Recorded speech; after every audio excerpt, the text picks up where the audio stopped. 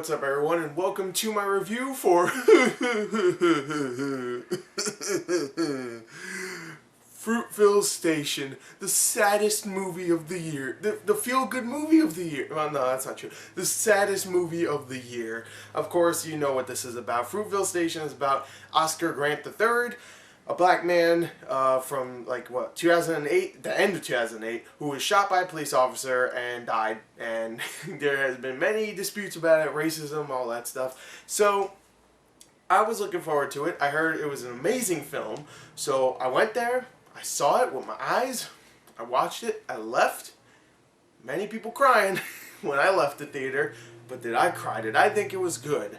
Well, let's talk about the story, which I already mentioned, but let's talk about it. Alright, so the story here follows, of course, Oscar Grant, played by Michael B. Jordan, who was in Chronicle last year, and I thought he was great in that, so I was looking forward to seeing him in this. And he is on the last day of 2008, he's on New Year's Eve, and he's pretty much, it's a little weird. It's pretty much a slice of life because it's all about him trying to become a good guy because he was a drug dealer. He used to always just get mad. He was, they didn't really tell us, but I think he was probably in a gang or something like that. But he was a bad dude. But he has a kid who he really does love and a girlfriend, not a wife, but a girlfriend, played by Melanie Diaz, who he really does love. So he really wants to get his stuff together. He just wants to throw away the weed, all the drugs.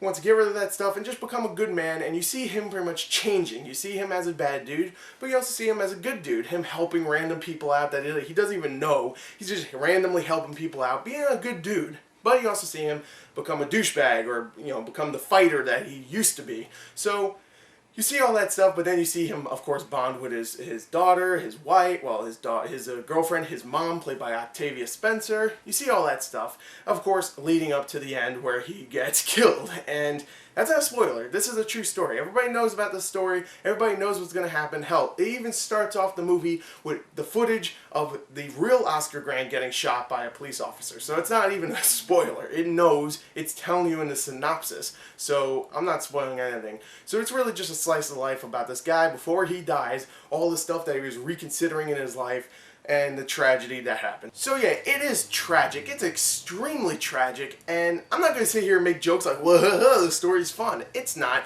It's hard to sit through, even though it's only like 80 minutes long. It is hard because you know what's going to happen, and you see all this stuff that he's doing, just trying to get his life together, trying to be a good guy to his mom, his girlfriend, his kid, and all of his friends even, or random people that he meets along the way. You know what's going to happen, and you just see this character build up, and, well, it's not even a character, it's a real person, and you see him build up to a nice guy, and then boom, gone. And it's really sad. It's very tragic, and it's very tense too. Even though you know what's going to happen, you don't want it to happen. And then, of course, that last 10-15 minutes, it happens. It's sad. They freaking build it up, but you know what's going to happen, and they do it they do it so good. The director is amazing here. There's so many ways they could have did this where it's just like, oh, he's dead, the end. But no, he drags it out. He drags his death out. It's not like, oh, he gets shot, the end. No, they drag it out, and it's, oh boy, it's gut-wrenching. So that is a good story in my opinion, and the acting is phenomenal here.